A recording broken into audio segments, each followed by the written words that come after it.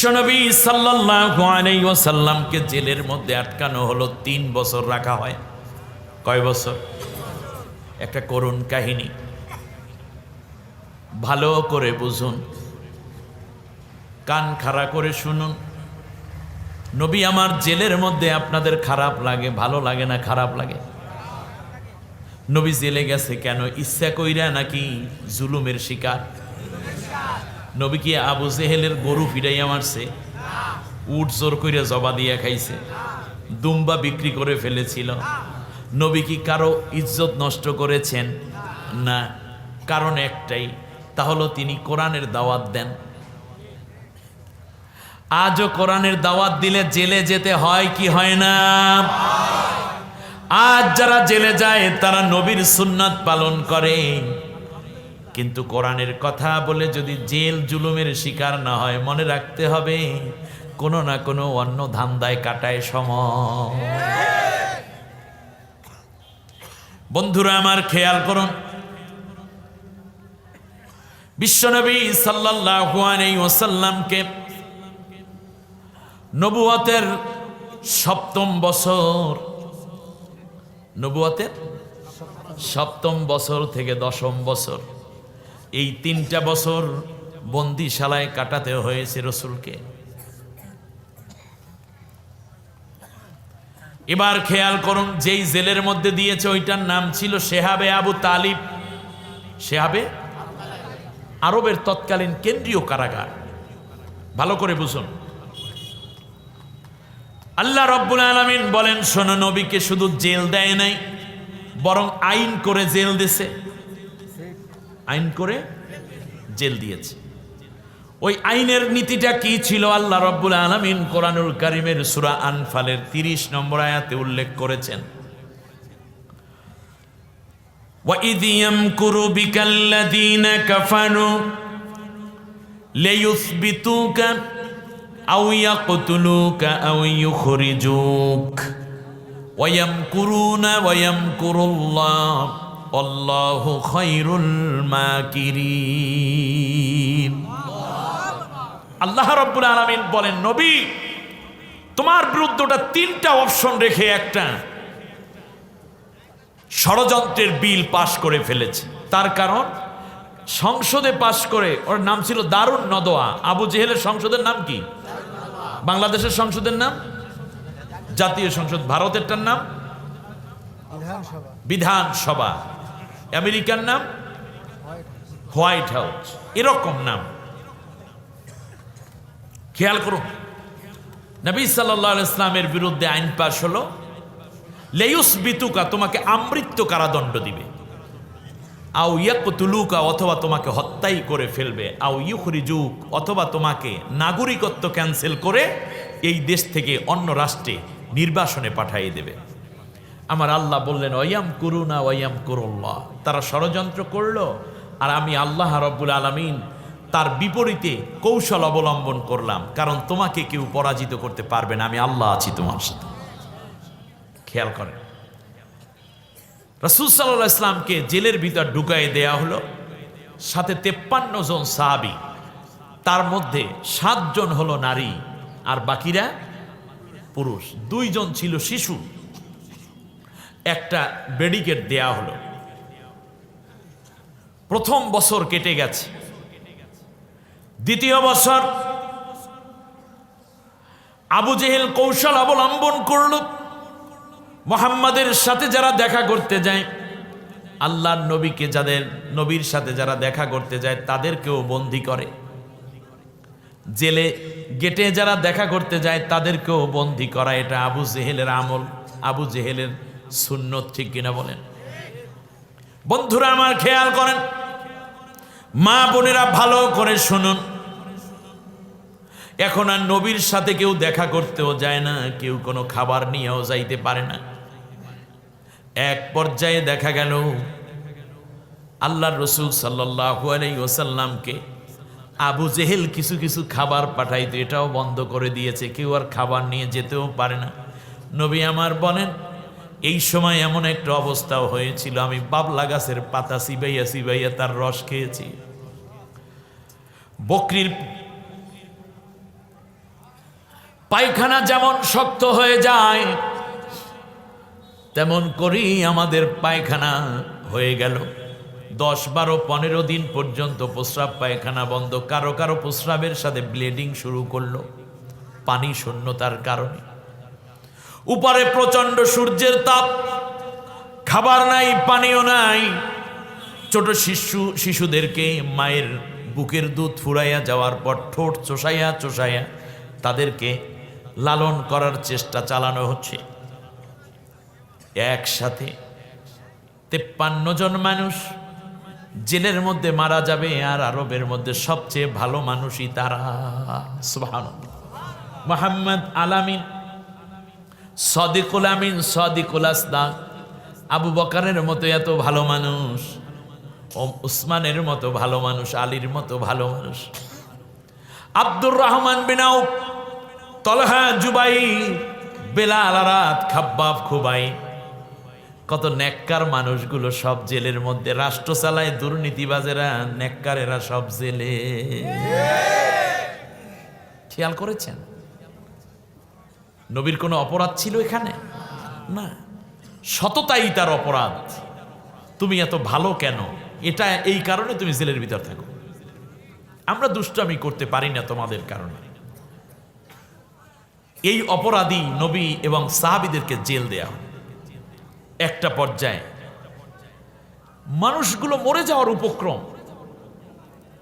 এই কথাটা কেবল জানে আবু জেহেল এবং তার মন্ত্রী পরিষদে যারা আছে, আর বাকি কেউ জানে না। খুব ঠান্ডা মাথায় কথা নিন। জীবনে হয়তোবা আপনার শেষ সুযোগ এটা আল্লাহর কোরআন শোনার।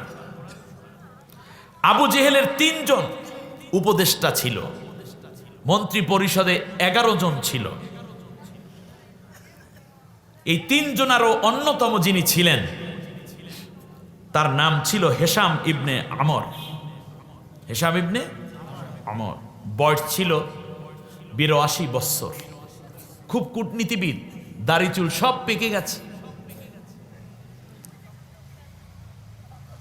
যখন দেখতেছে আস্তে আস্তে আবু জেহেলের টার্গেট মোহাম্মদ এবং তার অনুসারীদেরকে জেলের মধ্যে আটকাইয়া মেরে ফেলা, তখন তার বিবেক তাকে তাড়া করছে। রাত্রে ঘুমোতে পারছে না।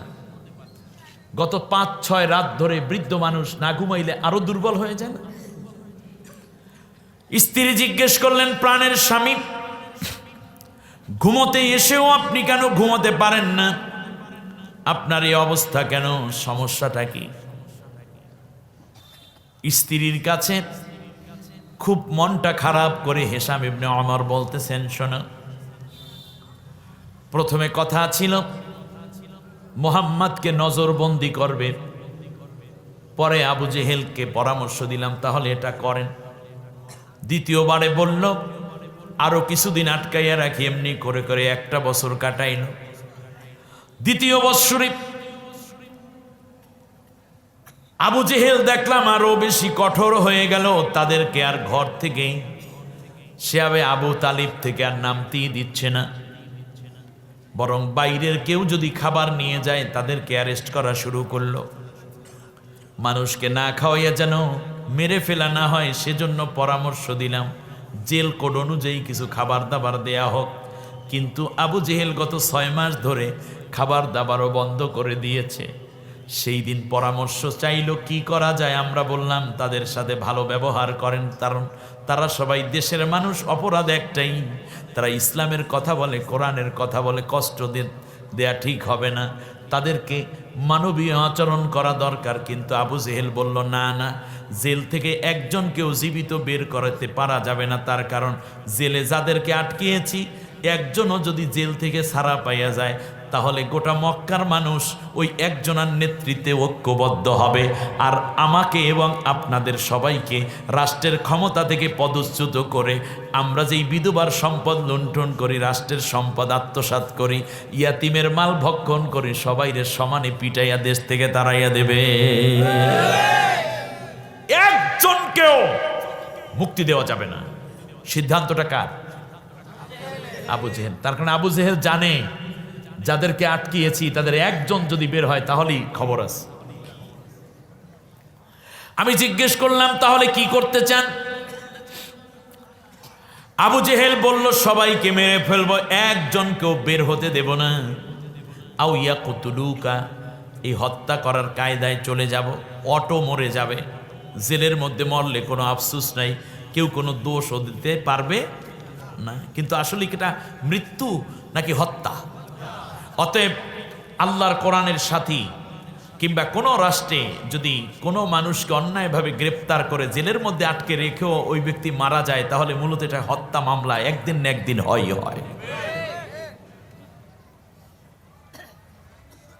শুনুন, হিশাম ইবনে আমর বলছে, চোখের সামনে এতগুলো নেককার মানুষ, এতগুলো ভালো মানুষ মারা যাবে আমাদের দলের সাথে, মতের সাথে কিংবা আমাদের ধর্মের সাথে মেলে না, তাতে কি হয়েছে? এই মানুষগুলোকে হত্যা হবে। এই যে হত্যা হয়ে মানুষগুলো লাশ একের পর এক বের করা হবে, আবু জেহেল যেভাবে বলেছে, ওই টেনশন, ওই পেরেশানি, ওই হেজিটেশন আমাকে ঘুমোতে দিচ্ছে না। আমার দেশে কি এরকম কোন বুদ্ধিজীবী নাই? আমার দেশে কি একজন উপদেষ্টা নাই এরকম যে নেককার মানুষদেরকে জেলের মধ্যে, নিরপরাধ মানুষ জেলের মধ্যে মরবে, এটা আমরা বরদাস্ত করব না? কথা বলুন। আপনাকে আল্লাহ বিবেক দেন নাই, শুধু বুদ্ধিজীবী সেজেছেন, কলামিস্ট সেজেছেন, সাংবাদিক হয়েছেন, উপদেষ্টা হইলেন, কিন্তু আপনার বিবেক গেল কোথায়? নির্দোষ মানুষ যখন জেলের প্রকোষ্ঠে ধুকে ধুকে মারা যায়। কথা বলুন, মাজলুমের পক্ষে কথা বলুন। আর না হলে একদিন এই বিবেক নিয়ে আল্লাহ তাআলা আপনাকে প্রশ্ন করবেন, বলে আপনি কিচ্ছু করতে পারবেন না বুড়া বয়সে, তাহলে আপনাকেও মুহাম্মাদের পক্ষের লোক বলে জেলে ঢুকাই দেবে। আবু জেহেলের কোনো মা বাপ নাই। মা বাপ নাই মানে কি? এর মানে হচ্ছে তার আপন পর বলতে কেউ নাই, সে যে কারো উপরে খড়গহস্ত হতে পারে। ওই রাত ঘুমিয়ে আছে, পরের রাতেও কোনো ঘুম নাই, খাবার দাবার নাই। হিশাম ইবনে আমর শুকিয়ে যাচ্ছেন, দাঁড়াতে পারে না। স্ত্রী বললেন, আপনি কি করতে চান? বলল যে আমাকে বিদায় দাও, আমি দেখি মুহাম্মদ এবং ওই 53 জন নির্দোষ মানুষের জন্য কিছু একটা করা যায় কিনা।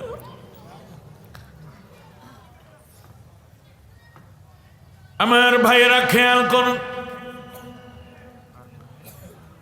তিনি চলে গেলেন আর একজনের কাছে, যার নাম হলো জুহাইর ইবনে আবু উমাইয়া। বাড়ির কাছেই ছেলেটার ঘর। জুহাইর ইবনে আবু উমাইয়ার পরিচয় দেই। আল্লাহ নবী সাল্লাল্লাহু আলাইহি ওয়াসাল্লাম 3 জন নারীর দুধ পান করেছেন জীবনে। 5 জন নারীর দুধ পান করেছেন। একজন নিজের মায়ের দুধ 3 দিন। তারপর সাউবিয়া নামক আবু লাহাবের এক দাসীর দুধ পান করেছেন। তারপর হালিমাতুস সাদিয়ার দুধ পান করেছেন। হালিমাতুস সাদিয়ার আর এক বোন ছিলেন, সেই বোনের দুধও পান করেছে। তার কারণ হচ্ছে হালিমাতুস সাদি একবার জ্বর আক্রান্ত হয়ে 7-8 দিন অসুস্থ। ওই বোন এসেছিল বাড়িতে, আর তার কোলে একটা সন্তান ছিল, তার নাম ছিল জুহাইর ইবনে আবু উমাইয়া। তো যেহেতু বোন অসুস্থ, দুধ মা, তখন হালিমা বললেন যে বোন, এই 7 দিন, এই কয়দিনের জন্য তুই আমার মুহাম্মদকে একটু লালন পালন কর।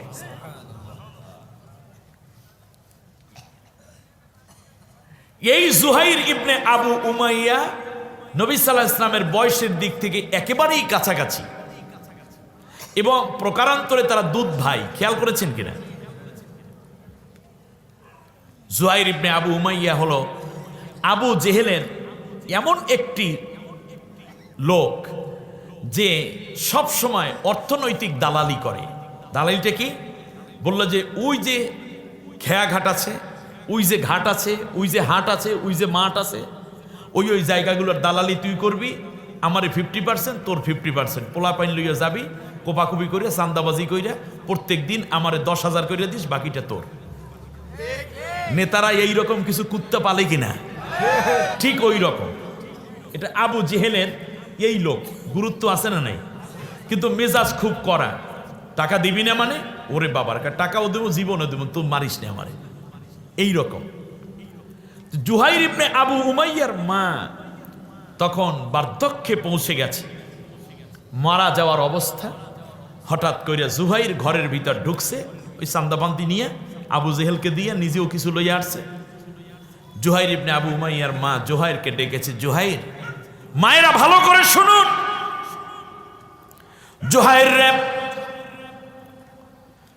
শুনলাম তুই নাকি বড় মুস্তান, আবু জেহেলের বড় নেতৃত্ব দাও তুই, আর আমার মোহাম্মদ, আমার কলিজার টুকরাকে নাকি আবু জেহেল জেলের মধ্যে আটকাইয়া মেরে ফেলতেছে। ও জুহাইর রে, তুই জানিস না এই মোহাম্মদ তোর দুধ ভাই, তোরেও আমি এক কোলে লইতাম আর এক পাশে মোহাম্মদকে নিতাম। শিশুবেলায় মোহাম্মদের গায়ের যেই ঘ্রাণটা ছিল আমার নাকের মধ্যে আসছে, এখনো সেই ঘ্রাণ আমি পাই। আমার এই কলিজাটারে দুইটা ভাগ করে একটা তোরে দিয়েছি, আর একটা মোহাম্মদকে আর এক ভাগ দিয়েছি। আমার মোহাম্মদকে খাওন দেয় না, পরন দেয় না, নির্যাতন করে জেলের মধ্যে আবু জেহেল, আর তুই সেই আবু জেহেলের ডান হাত হয়ে আছো, টাকা পয়সা আয় করে দাও। এইটা হবে না রে জুহাইর। জুহাইর, তোর কাছে একটা দাবি করি, তুই তাড়াতাড়ি যা, আবু জেহেল যেই জেলের মধ্যে আমার মোহাম্মদকে আটকাইয়া রাখছে, জেলের তালাটা ভাঙ্গা মোহাম্মদকে একটু আমার কাছে নিয়ে আয়। জুহাইর কোনো কথা বলে না, কিছুক্ষণ চুপ থাকার পরে মা বললেন, বুঝছি তুই পারবি না, এই কাজ যদি না পারো তাহলে আজকে আমাকে ওয়াদা দে, কোনদিন আবু জেহেলের পিছনে আর যাবি না, আবু জেহেলের সাথে দেখা করবি না। এখন থেকে আমার যে সম্পত্তি যতটুকু আছে এইগুলা নিয়ে যা করার তাই করবি, কোনোদিনও আবু জেহেলের কাছে, আবু জেহেলের পাশে আর যাবি না, ওয়াদা দে। তার কারণ যে আমার মোহাম্মদকে হত্যা করতে চায় তার সাথে তুই থাকবি মা হিসাবে, আমি এটা মেনে নিতে পারবো না। তার কারণ মোহাম্মদ আমাকে এত সুন্দর করে মা কইয়া ডাক দিত, উম্মি বলে ডাক দিত, এমন সুন্দর মধুর ডাক, মায়ার ডাক পৃথিবীতে তুইও আমারে কোনো দিন দিতে পারো নাই। মায়ের মন কাঁদতেছে, জুহাইর কোনো জবাব দেয় না, হাতটা খপ করে ধরে ফেললো। মা বলল, আমার মনে হয় আমি খুব অচিরেই মরে যাব,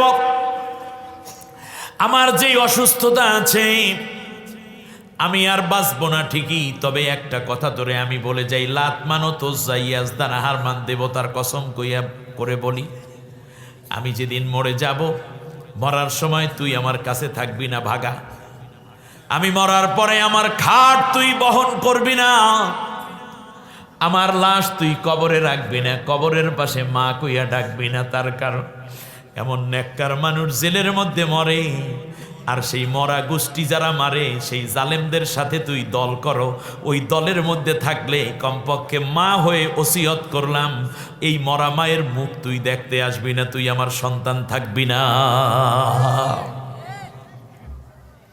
মা জুহাইর ইবনে আবু উমাইয়া মায়ের সব কথাগুলো শুনলো, কিন্তু কোনো জবাব দিতে পারল না। মায়ের টেনশন, কথার টেনশনে ঘুম নাই। এমন সময় রাত হয়তো বা 1-1:30 বাজে, শীতের রাত। এসে নক করেছে, জিজ্ঞেস করলো, কে আপনি? বলল, আমি হিশাম ইবনে আমর আসছি। দরজা খুলে দিয়েছে, তার কারণ আবু জেহেলের প্রধান উপদেষ্টা মুরব্বী, ঠিক না? দরজা খুলে দিল, বলল যে এত রাত্রে কেন আসছেন? বলে, আসছি একটা কষ্ট নিয়ে। শুনছো মোহাম্মদ এবং সাহাবীদের ব্যাপারে কি ডিসিশন নেছে সরকার? আবু জাহিল্লে কয়, শুনছি তো। কয়, কিছু করতে চাও কিনা? কয়, চাই মানে আমার মায়ে এই ওসিয়ত করছে, ঘটনা সব খুলে বলছে। আপনি যদি বলেন আবু জেহেলের প্রয়োজনে মেরে ফেলবো, এরপরও মোহাম্মদকে বের করে আনতে হবে, তার কারণ মোহাম্মদ কিন্তু আমার দুধু ভাই। কয়জন হইল? এবার বলল, তাহলে চলো। দুইজনে মিটিং করে, দুইজনে পরামর্শ করে বলল, চলো আমরা এখন চলে যাব আবু জেহেলের বডিগার্ড আবু জেহেলের বডিগার্ড নাম হইল মুতিম ইবনে আদি ইবনে হাতেম তাই। মুতিম ইবনে আদি অর্থাৎ হাতেম তাইর ছেলের নাম আদি, আর আদির ছেলের নাম মুতিম। বলল জি চলো তাহলে। এইদিকে মুতিমের বাড়িতে আবার আর এক ঘটনা ঘটেছে। আল্লাহর নবীর যেই দিন জেলে দিবে তার 15-16 দিন আগে এই মুতিম ইবনে আদির একটা সন্তান হয়েছে, পুত্র সন্তান। তো আল্লাহ রসুল এসছে মুতিমদের বাড়িতে। নবী তো সবার সাথে ভালো সম্পর্ক রাখতেন জেলে যাওয়ার আগে। তো এখন ওই ছেলেটা কোলের মধ্যে দিছে যে একটু দোয়া করে দেন। তো দোয়া করে আল্লাহ নবী সাল্লাল্লাহু আলাইহি ওয়াসাল্লাম তার মুখের লালা মোবারক মুতিম ইবনে আদির ছেলের মুখের মধ্যে দিয়েছে। দেয়ার ফলে যা হয়েছে, ওই ছেলের মুখ থেকে সবসময় সুগন্ধি জান্নাতের ঘ্রাণ আসত। আবার এই ছেলে খুব তাড়াতাড়ি, অর্থাৎ প্রত্যেক বাচ্চা যে বয়সে কথা বলে দেখা গেল 4-5 মাস বয়স থেকে সুন্দরভাবে কথা বলা শুরু করে দিয়েছে। এবং তার কথা কোনো বাচ্চা মার্কা কথা না, সে কথা বলে জ্ঞানীদের মতো করে। তার কারণ তার মুখের মধ্যে কাল লালা। এই বাচ্চাটা যদি বলে আজকে বৃষ্টি হবে, ওই দিন বৃষ্টি হয়। ও যেইটা বলে সেটাই হয়। এজন্য সে খুব কম কথা বলে। হঠাৎ করে রাত্রে মায়ের সাথে ঘুমোতে গিয়ে গলা ধরে বলছে, আব্বু তুমি ঘুমাও। ও ও ও ও এভাবে ঘুম পাড়ায় না। হঠাৎ করে মায়ের গলা ধরে কান্না জুড়ে দিল। বলে আব্বু কান্দো কেন? শিশুটি বলতেছে, মা গো, যেই মুহাম্মাদুর রাসূলুল্লাহর মুখের লালার বরকতে আমাকে আল্লাহ এত নেয়ামত দিয়েছেন, শুনছি তিনি জেলের মধ্যে, তারে নাকি হত্যা করা হবে। মাগো আব্বুকে একটু বলো তাকে যেন মুক্ত করে আনে। যদি নবী মরে যায়, নবীর শোকে আমিও কিন্তু মরে যাব, আমিও মরে যাব। বললো তাই নেই। যেহেতু তার কথা সত্য হয়, ঘরের ভিতর আসার পরে তার স্ত্রী বলল কোনো কথা নাই, হয়তো মুহাম্মাদুর রাসূলুল্লাহকে মুক্ত করে আনো, আর না হয় আমার ছেলে বাঁচানো যাবে না। আমি বাবার বাড়ি চলে যাব কালকে সকাল হতে না হতে, তোমার ঘর আমি করব না। এমন নেককার মানুষকে যারা জেল দেয় সেই শাসকের সাথে তুমি লাইগা থাকো। তোমার মতো নাফরমান স্বামী আমার দরকার নাই। আমি আমার ছেলে নিয়ে বাড়িতে চলে যাব। আপনি খেয়াল করেছেন? এখন বাচ্চার বয়স 3 বছর। নবীও জেলে ঢুকেছেন 3 বছর, ওর বয়স 3 বছর 15 দিন। এরকম হবে তো টেনশনে যে ছেলে তো মরে যাচ্ছে, এই টেনশনে তার ঘুম নাই। ওই 2 জন এসে নক করলো মুতিম ইবনে আদির বাড়িতে। মুতিম ইবনে আদি এক নক করার সাথে সাথে দরজা খুলে দিল। কে? বললো আমি হিশাম ইবনে আমর এসেছি। দরজা খুলে দিল, ভিতরে নিল। বললো এত রাত্রি কেন? বললো এত রাতে আমরা এসেছি সেটা ভালো কথা, কিন্তু একবার দরজায় নক করার সাথে সাথে তুমি দরজা খুলে দিলা, তুমি কি রাত্রে ঘুমাও নাই? বললো যে না ভাই, এই ঘটনা। এখন কি বিপদে পড়ছি বলেন তো দেখি। এদিকে বস নেতায় চাচ্ছে তাদেরকে মেরে ফেলতে, আর এখন তো আমার ঘরে আমার সন্তান মারা যাচ্ছে, আমার ঘর দুয়ার সব উলটপালট হয়ে যাচ্ছে। মনে রাখবেন, ইসলামী আন্দোলনের কর্মীদের উপর যত অত্যাচার হবে তত বেশি প্রত্যেক ঘরে ঘরে অশান্তি সৃষ্টি হবে। সন্তান ইসলামী আন্দোলনে যোগ দিবে, স্ত্রী একামতে দ্বীনের কাফেলায় শামিল হবে। ঘরে ঘরে আমার যদি শান্তি আনতে চায় তাহলে কোরআনের আন্দোলনে সকলকে শামিল হতে হবে। শুনুন, আমার মা বোনদেরকে এই আলোচনাটুকু শোনার জন্য বিশেষ অনুরোধ করছি আমি। মুতিম ইবনে আদি ইবনে হাতেম তাই আস্তে করে সব ঘটনা খুলে বলার পর বলল, কিছু একটা করবা নাকি? তাহলে বললো যে হ্যাঁ অবশ্যই করব, কি করা দরকার সেটা বলেন। বললো যে কোনো কথা নাই, তাহলে চলো আমরা চলে যাই আরেকজনের কাছে। কার কাছে যাবা? তার নাম বুখতারি ইবনে হেশামের কাছে যায়। কারণ বুখতারি ইবনে হেশাম হইল একদিকে আবু জেহেলের ভগ্নিপতি, আর একদিকে আবু জেহেলের রাষ্ট্রের সমস্ত ধন ভাণ্ডার, মানে অর্থমন্ত্রী যাকে বলেন। ভগ্নিপতি আবার কি? অর্থমন্ত্রী। ঘটনা হচ্ছে বুখতারি ইবনে হেশামের অবস্থা আর খারাপ। সেটা হচ্ছে সে বিগত প্রায় 1-1.5 মাস ধরে বহু রোগে আক্রান্ত, না আছে খাওয়া, খাইলে বমি করে দেয়, হাঁটতে পারে না, শরীরে প্রচণ্ড ব্যথা।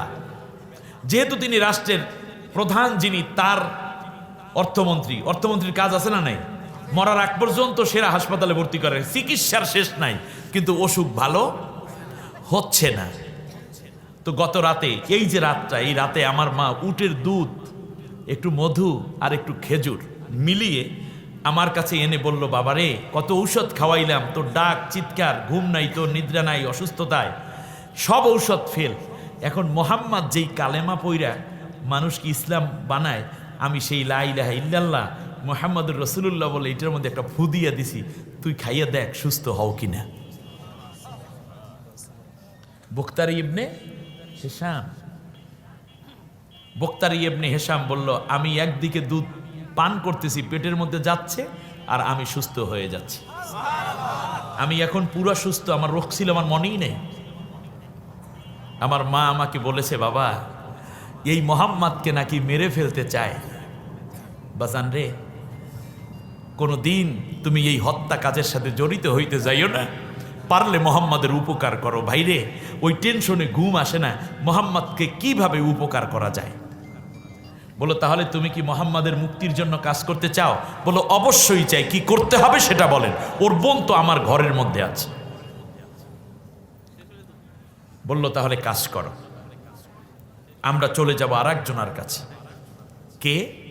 তারা 4 জনে মিলে চিন্তা করলো, যা বলো যায়েমা ইবনে আসওয়াদ ইবনে মুত্তালিবের কাছে। যায়েমা ইবনে আসওয়াদ ইবনে মুত্তালিব হলো পররাষ্ট্রমন্ত্রী, অর্থাৎ বিদেশি যত মেহমান আসে, ওনার প্রাঞ্জল উপস্থাপনা, আকর্ষণীয় চেহারা, অভিজ্ঞতা, বহু ভাষা তিনি জানতেন। যায়েমা ইবনে আসওয়াদ ইবনে মুত্তালিব হজের সময় তার তৎপরতায় আবু জেহেলের রাষ্ট্র ভরপুর হয়ে যায় টাকা পয়সা, ইজ্জত, সম্মান এবং সুনামে। এক পর্যায়ে বলল যে ঠিক আছে, চলো আমরা যাই তার কাছে। যায়েমা ইবনে আসওয়াদ ইবনে মুত্তালিবকে গিয়ে ঘুম থেকে উঠাইছে, কিন্তু যায়েমা তখন স্বপ্নে দেখতেছিল মুহাম্মাদের সাথে তিনি কোলাকুলি করতেছে। ঘুমটা ভেঙে গেছে, ওনারাও নক করছে। বলল, কি ব্যাপার? বললো যে আমরা 4 জন এসেছি এই কারণে, মোহাম্মদকে মুক্ত করতে হবে। বললো যে আমিও চাই। একটু আগে মোহাম্মদকে স্বপ্নে দেখেছি, আমার ঘরটায় এখন গিয়ে দেখো মনে হয় যেন সুগন্ধিতে ভরপুর হয়ে গেছে। আমার খুব ভাল লাগতেছে আজকে, কারণ মোহাম্মদের সাথে কোলাকুলি করছি আমরা, দেখছি মোহাম্মদ তো খারাপ না, খুব ভালো মানুষ, উদার মানুষ, আলামিন। তাকে হাজার অপবাদে জর্জরিত করছে আবু জেহেল। বললো যে মোহাম্মদকে মুক্ত করতে হলে কি করা দরকার? বললো যে এখানে কিছু বলবো না, ঘরে মহিলারা আছে, মহিলারা ফাঁস করে দিতে পারে কথা, বা দেয়ালেরও কান আছে, একটা শব্দ আছে না, আমরা চলে যাই একটা জায়গায়। কোথায় যাবা? বললো চলো একটা পাহাড়ে যাই। ওই পাহাড়টার নাম ছিল হাজ্জান। পাহাড়ের নাম কি? হাজ্জান নামক একটা পাহাড়। 82 বছরের বুড়া মানুষ বেয়ে বেয়ে পাহাড়ের উঁচু চূড়ায় উঠেছে, হাতের মধ্যে হাত রেখেছে। হাত রেখে রেখে ওয়াদা করল, লাত মানাত উজ্জা ইয়াজদা নাহারমান দেবীর কসম করে বলি, যতক্ষণ পর্যন্ত মোহাম্মদকে মুক্ত করতে না পারবো ততদিন পর্যন্ত আমরা কেউ ঘরে ফিরে যাব না। আমি আপনাদের কাছে জানতে চাই, এই 5 জন কি ইমানদার ছিল না কাফের ছিল? নরমাল কাফের নাকি বড় বড় কাফের? কিন্তু তারা এরপরেও চেয়েছে মোহাম্মদ এবং আবু বকর, উসমানদের মতো নিরীহ মানুষদেরকে হত্যা করা হোক। এটা আমরা বরদাস্ত করব না। আজ বুদ্ধিজীবীরা কোথায় কোথায়? সুশীল সমাজ কথা না বললে আপনাদের বিবেকের কাছে কিয়ামত পর্যন্ত দংশিত হতে থাকবেন। আপনারা জাতির কাছে নিকৃষ্ট সন্তান হিসেবে পরিচিতি লাভ করবেন। মানবাধিকারের পক্ষে কথা বলুন। আর না হলে আল্লাহ তাআলা হয়তোবা খ্রিস্টান, ইহুদি, বৌদ্ধ, হিন্দু ইত্যাদি দিয়ে বিদেশিদেরকে দিয়ে আল্লাহ তাআলা মানবাধিকারের তদন্ত করাইয়া তারপর গুম খুনের বিচার করার ব্যবস্থা করবেন। এতে রাষ্ট্রের বদনাম হবে, এতে রাষ্ট্রের ইজ্জত যাবে, আমাদের বিশাল ক্ষতি হয়ে যাবে। আমার কথাগুলো বিবেচনায় নিন, খেয়াল করুন। কথাগুলো যখন শুনতেছেন, বলল যে আর কোনো কথা নাই, চলো।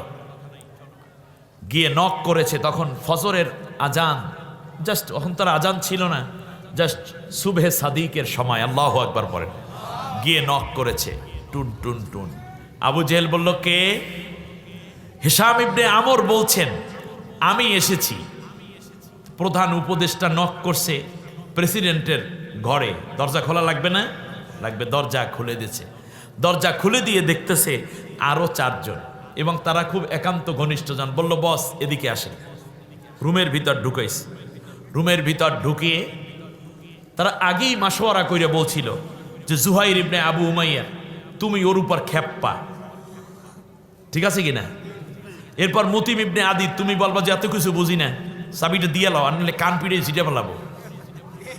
এরপরে বক্তারি ইবনে হেশাম, তুমি বলবা তোমার জন্য তো আমার সব অবস্থা শেষ হয়ে যাচ্ছে, তুমি আমার সমন দিয়েছো, ভালো আছো, আকামের মধ্যে আমি নেই, তোমার দলও ত্যাগ করবো, তোমারও ত্যাগ করবো, আর যদি এখন ঠিকঠাক মতো যা বলি শোনো তাহলে সব ঠিক আছে, আপনার টাকা পয়সা যা আছে সব লুটপাট করে মোহাম্মদের দিয়ে দেবো।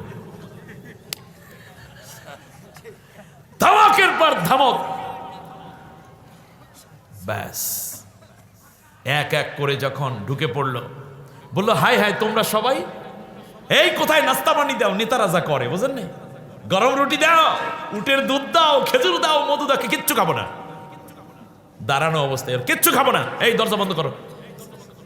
যেই রুমের মধ্যে ঢুকাইছে, মেহমানদের জন্য আলাদা রুম আছে না, দরজা বন্ধ করে দাও।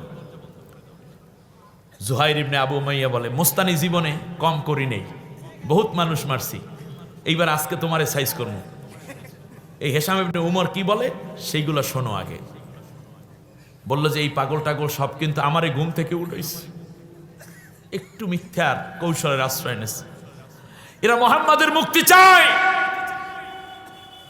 আমি আসছি, ওরা কি না কি কইরা ফেলায়, পাগল বোঝো না, ও তো তলোয়ার উঁচু করলে ও না কাটতে ছাড়ে না। মুতিম ইবনে আদি বলতেছে, চাবিটা কই? জেলের তাড়াতাড়ি চাবি দিয়ে দাও, দাও। তোমরা? বলে, হ্যাঁ আমরাই তো তোমারে টিকাইয়ে রাখছি, আমরা যদি তোমারে না টিকাই তাহলে তুমি কেমনে সরকার প্রধান হও? আমার দুলাভাই আসছে। আর কিসের দুলাভাই বেটা, তোর বোনকে ডিভোর্স দিয়ে দেবো যদি চাবি না দাও। সব কাজ মেনে নিতে পারি, কিন্তু মোহাম্মদকে বিনা দোষে অ্যারেস্ট করবা, তারপর তারে মেরে ফেলা ষড়যন্ত্র করবা, এইটা আমি মানতে পারি না। মোহাম্মদ আমার দেশের সন্তান, আমার দেশের গর্ব, আমার জাতির গর্ব। আবু বকর আমার জাতির গর্ব, উসমান আমার জাতির গর্ব। তাহলে কি করতে হবে? বোঝো না কি করতে হবে? চাবিটা নিয়ে আস, কত দরজাটা খুললে দে। দরজা খুললে দিছে, যাইতে আছে, এবার পিছনে ফিরিয়া তাকায়, না জানি পিছন দিয়ে কাম্বা নাই। জুহাইর ইবনে আবু উমাইয়া চোখ দুইটা লাল, এমনি সারা রাত ঘুমায় নাই। আস্তে করে বলল, চাবিটা এনে দিয়ে বলল যে খেয়াল রাখিস দেশটা যে এবার দখল করে লইয়া যায় না। কয় বস ওটা ঠিক আছে, সমস্যা নেই। বিশ্বনবী সাল্লাল্লাহু আলাইহি ওয়াসাল্লাম জেলের মধ্যে না খাওয়া, কতটা দিন হয় গোসল নাই, মানুষের সাথে দেখা নাই, সব মুসলমান আটকা পড়ে গেছে একটা জেলের মধ্যে। চাবি নিয়ে হিশাম ইবনে আমর যখন তালা খুলে ডাক দেয়, মুহাম্মদ তুমি কই গো? আইনা আনতা ইয়া মুহাম্মদ। সাথে সাথে আল্লাহর নবী একটা খুরমা খেজুর গাছ পাহাড়ের মধ্যে লাগানো, ওটার মধ্যে ছিল এটা ঢেলান দিয়ে, খুব ক্লান্ত অবস্থায় বসে আছেন তিনি। উঠে দাঁড়ালেন, একবার দাঁড়িয়ে পড়ে যান, এতটা ক্লান্ত। হিশাম গিয়ে আল্লাহর নবীর হাতটা ধরে বললেন, মুহাম্মদ কেমন আছো? বলে, আলহামদুলিল্লাহ আলা কুল্লি হাল, সর্বাবস্থায় আল্লাহ রব্বুল আলামিনের শুকরিয়া আদায় করি। জেল দিয়ে আল্লাহ না শুকরিয়া বান্দা বানান যায় না। ফাঁসির মঞ্চে নিয়ে যাচ্ছে, জিজ্ঞেস করতেছে ছেলের কাছে, বাবা আমি যে ফাঁসির মঞ্চে যাব, লুঙ্গি পরে যাব না পাজামা পরে যাব? স্ত্রীর সাথে দেখা, হাতের মধ্যে হাত রেখে শেষ দেখায় স্বামী বলছে, প্রাণের স্ত্রী, তোমার কোনো হক আমি আদায় করতে পারিনি, মনে রেখো, মনে রেখো আমি এই অভিযোগে অভিযুক্ত না, একটা মিথ্যা কথা দিয়ে সব বানোয়াট। আমার বন্ধুগণ, আল্লাহ কোরআনের মধ্যে বলেছেন, মিনাল মুমিনিনা রিজালুন সাদাকু মা আহাদুল্লাহ আলাইহি ফামিনহুম মান কাদা নাহবাহু ওয়া মিনহুম মান ইয়ানতাদির ওয়া মা বাদদালু তাবদীলা। একটা সত্যপন্থী দল, তাদের মধ্যে এমনও নেতা আছে, এমন পুরুষ আছে যাদেরকে একজনকে হত্যা করা হয় আর একজনকে হত্যার জন্য প্রস্তুত করা হচ্ছে। একজনকে ফাঁসি দেয় আর একজনকে ফাঁসির রায় ঘোষণা করে ফেলা হয়েছে। একজনকে কিডন্যাপ করে আর একজনকে নেওয়ার জন্য প্রস্তুতি নিচ্ছে। একের পর এক শহীদ হয়। এরপরেও তারা একদিন যে শপথ নিয়ে কোরআনের রাজ কায়েমের আন্দোলনে সামিল হয়েছে, মা বাদ্দালু তাবদিলা, তাদের শপথ থেকে তারা এক চুল পরিমাণ পরিবর্তন হয়ে যায় নাই। নির্দোষ মানুষ জেলে, সবাইকে ডাকলেন, নবী বেরোচ্ছেন, বের হয়ে দেখতেছেন জেল গেট সহ মক্কার আনা আছে কানা আছে, রাস্তার মারে মোড়ে মোড়ে মা সন্তানকে বুকে নিয়ে দুধ খাওয়ানো বাদ দিয়ে সন্তান কোলে নিয়ে দাঁড়িয়ে আছে। কেউ বা নবীর জন্য খাবার নিয়ে বেরিয়ে আসছে। কারণ এই পাঁচজন যখন যাচ্ছিল তখন লোকেরা বলা বলি করতেছিল, তোমরা যাও কোথায়? এতগুলো মন্ত্রী, এতগুলো গুরুত্বপূর্ণ ব্যক্তি বলে যে মোহাম্মদকে মুক্ত করতে যাই, মোহাম্মদকে মুক্ত করতে যাই। বৃদ্ধ বৃদ্ধা, নারী পুরুষ, শিশু, যুবক যুবতী সবাই রাস্তার পাশে, কেউ খালি আসে নাই মোহাম্মদকে একটু খাবার দেবে। মোহাম্মদের মা নাই, মোহাম্মদের বাবা নাই। মোহাম্মদকে অন্যায়ভাবে জেলের মধ্যে আটকে রাখা হয়েছে। সবার মনের মধ্যে ব্যথা, কিন্তু আবু জেহেলের অত্যাচারের কারণে কেউ কোনো কথা বলতে পারছিল না। আজকে রাস্তার দুই পাশে দাঁড়িয়ে মুহাম্মদ সাল্লাল্লাহু আলাইহি ওয়াসাল্লামকে এক নজর দেখার জন্য, সাহাবীদেরকে দেখার জন্য দাঁড়িয়ে আছে তারা বিভিন্নভাবে রাসূল সাল্লাল্লাহু আলাইহি ওয়াসাল্লামের একটু সবাত নেয়ার জন্য। রাসূল সাল্লাল্লাহু আলাইহি ওয়াসাল্লামের জন্য কেউ তাড়াতাড়ি রান্না করে ঘরের যার যা ছিল এনে রাসূল সাল্লাল্লাহু আলাইহি ওয়াসাল্লামকে দেওয়ার চেষ্টা করছে। বিশ্বনবী সাল্লাল্লাহু আলাইহি ওয়াসাল্লাম মুক্ত হলেন, কিন্তু এরপরে বিপদ তার কাটে নাই। এক পর্যায়ে তিনি হিজরত করলেন। এরপরে আল্লাহ তাআলা ইসলামী রাষ্ট্র কায়েমের মাধ্যমে মক্কা এবং মদিনা পুরোটাই ইসলামী রাষ্ট্রের আয়ত্তে আনার সুযোগ করে দিয়েছিলেন। আমার বন্ধুগণ, সময় কেটে যায়, কিন্তু যেই কোরআনের জন্য রাসূল সাল্লাল্লাহু আলাইহি ওয়াসাল্লাম এত কষ্ট করেছেন, আমরা কি এই কোরআনের পক্ষে থাকবো না বিপক্ষে থাকবো? সবাই জোরে বলেন। এই কোরআনের জন্য প্রয়োজন